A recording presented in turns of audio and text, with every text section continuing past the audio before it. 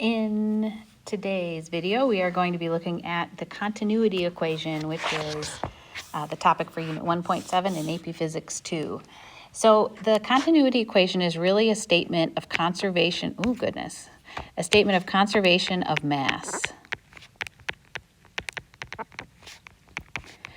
So we have looked at some syringes where we've had a certain volume of water that gets pushed through to a skinnier portion of the syringe, and we understand that this portion of water is constant. We need a way to measure this.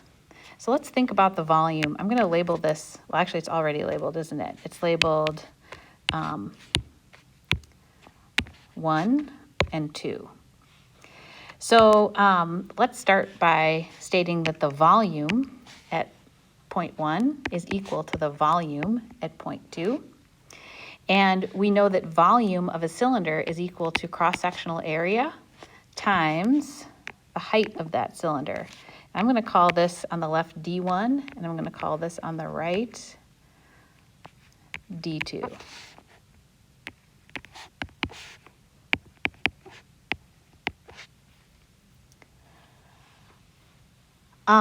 So the volume is consistent, and I'm actually going to put little serifs on top of the volume to help me remember that that's different from velocity. Again, this is volume. Okay, if I were to take the volume equation and multiply both sides by density, what do I get? What is density times volume? Well, I know that mass over volume is density, so mass is density times volume.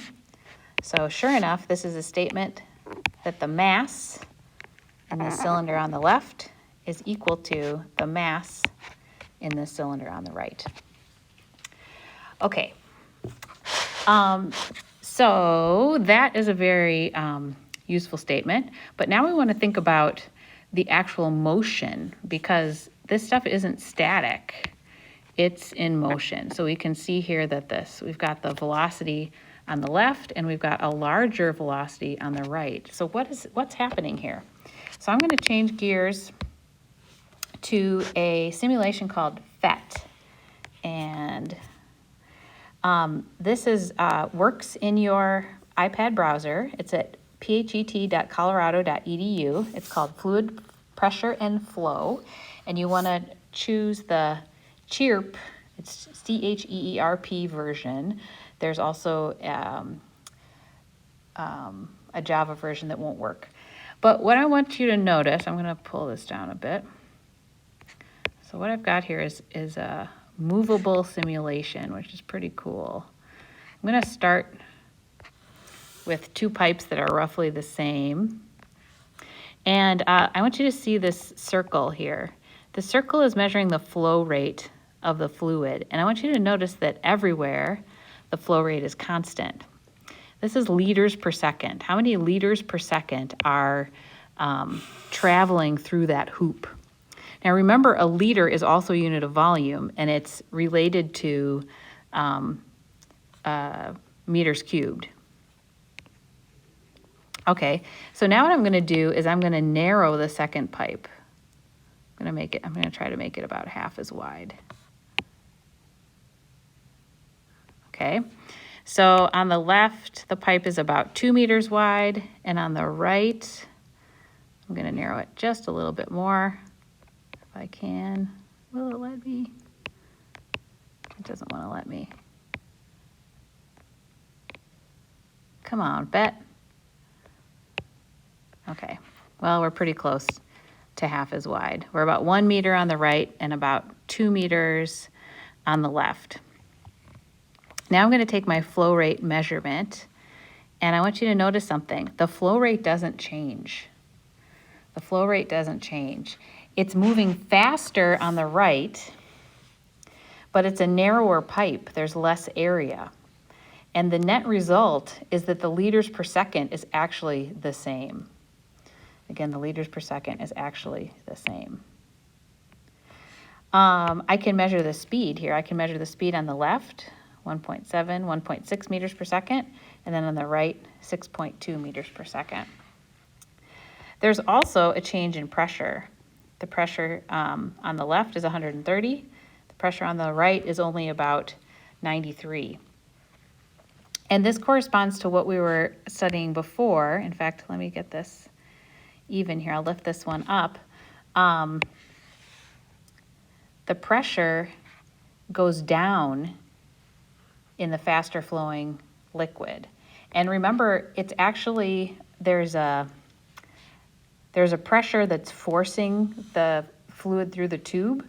So the force or the pressure that's forcing the fluid through the tube is what makes the fluid speed up when it gets to this narrower part of the tube. Okay, I'm gonna put this back the way that I had it. And I'm gonna go back to my notability. And now I'd like to think a little bit about this velocity. So what happens is, if this were a syringe and I were to push the syringe this far, this D1 distance, on the other end, the same amount of water would be pushed. So like if this were 20 mils, the same 20 mils would move in the same period of time. Okay, so what am I trying to say with that? So the D1, which is this horizontal distance on the left, divided by time. That's how I would define the velocity on the left. And for the velocity on the right, it would be d2 over time. Okay, so let's see how that corresponds with my statement of conservation of volume. Well, if I took my statement of conservation of volume and divided both sides by time, some period of time, and if you want to do calculus, it would be dt. But if you don't, that's okay. If I apply the associative property, then I can see that d over t is velocity, and I wind up with this. A1 v1 equals A2 v2, where A is cross-sectional area, and V is speed.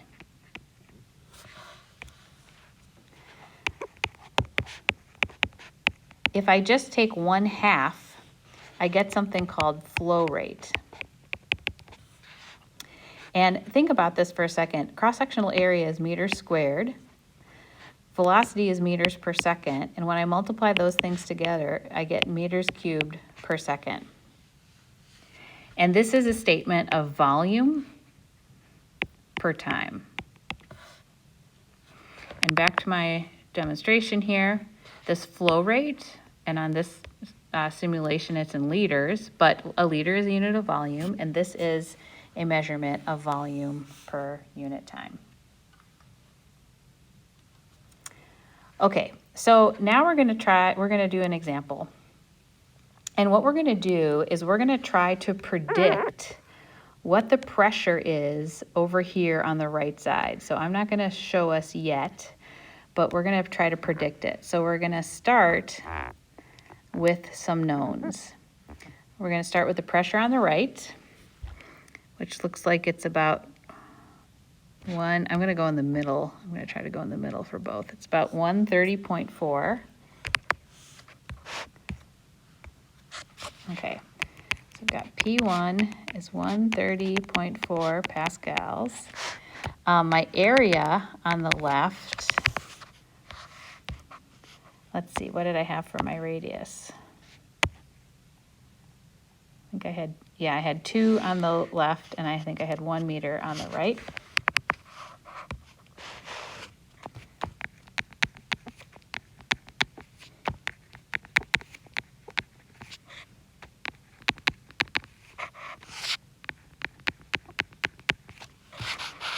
Let's look at the velocities.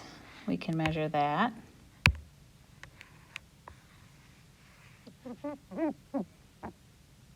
So on the left, it's 1.6, and on the right, it's 6.2.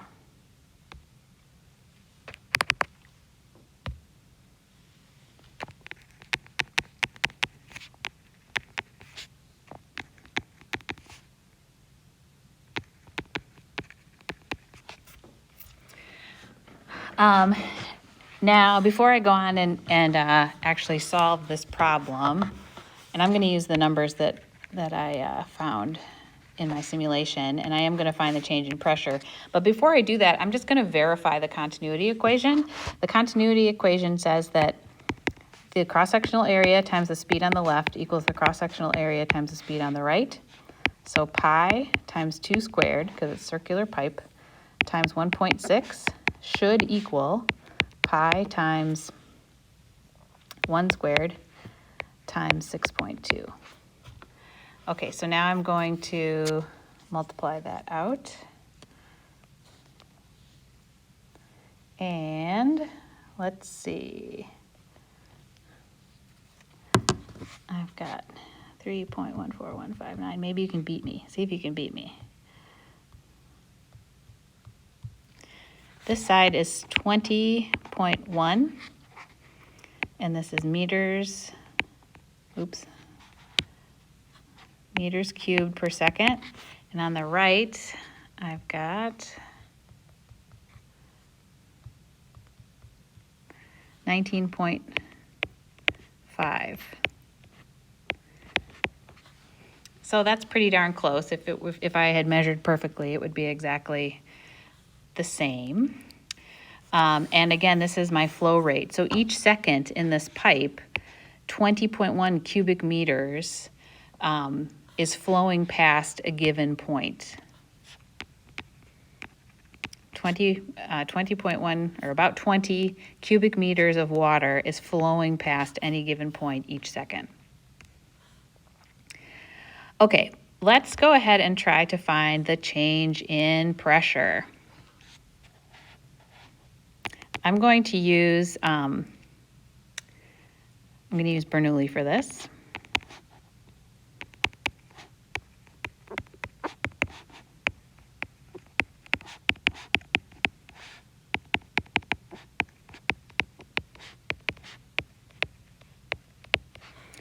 And what was my height difference? I better go back and look one more time. So let's look at what the height difference is. Might need a bigger ruler. So I'm measuring from the center of the pipe.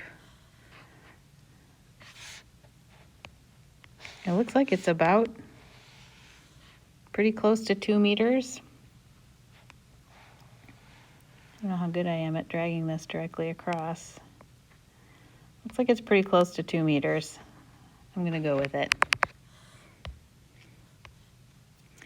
So I'm going to call this height 0, and I'm going to call this height 2 meters. Okay, I've got information. 130.4 plus 1/2. This is water, so the density is 1,000 times 1.6 squared plus 1,000 times 9.81 times 0 equals. We're going to solve for this unknown pressure.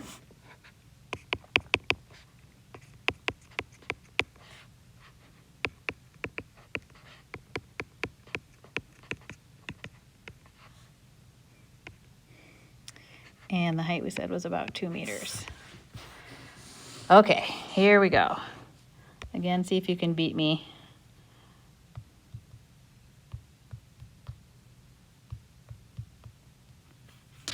So on the left, we've got 130.4 pascals of pressure. This piece is 1280. The next piece is 0 because the height is 0. Then I want P2. And then I've got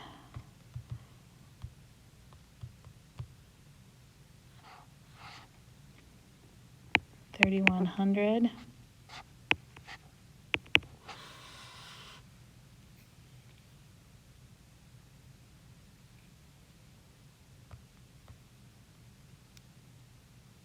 Oops, actually, I forgot to square it. Sorry.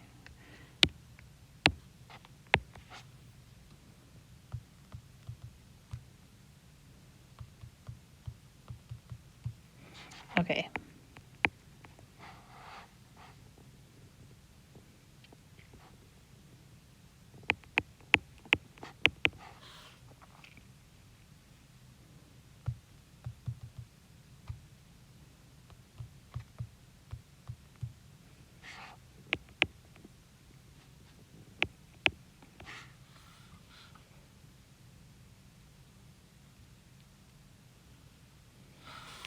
All right.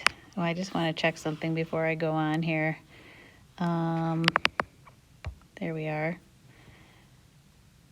So I had a pressure gauge. Oh, I didn't notice. This is 130 kilopascals. That's what I thought. Kilopascals would be 130,400.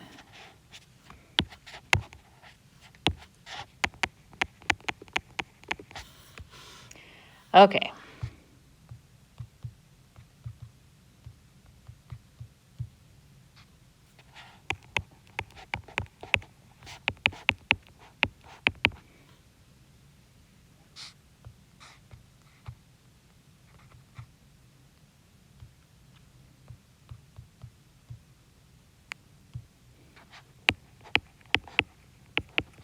Now I'm going to subtract.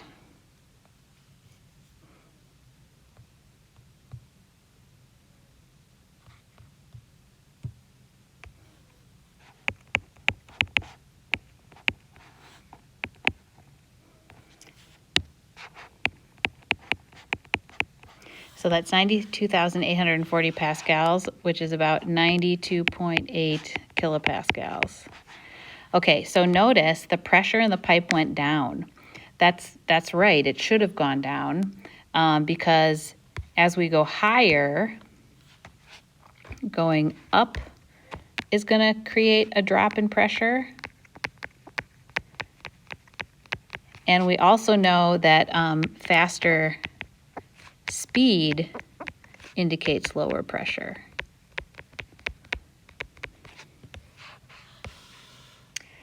All right, so let's now see if our pressure measurement or if our pressure calculation is correct. So I'm going to go back here and I'm going to move this speed thing and the ruler out of the way. And then I'm going to measure our pressure. Ooh, we're pretty close, 92.8. Hey, it worked. Bernoulli works. So the pressure in the water pressure on the right side is actually less than the water pressure on the left side. The flow rate is constant. One other thing you can try with this, by the way, is, where did I see it? Oh, you can turn the dots on and off. I just turned them on and off. I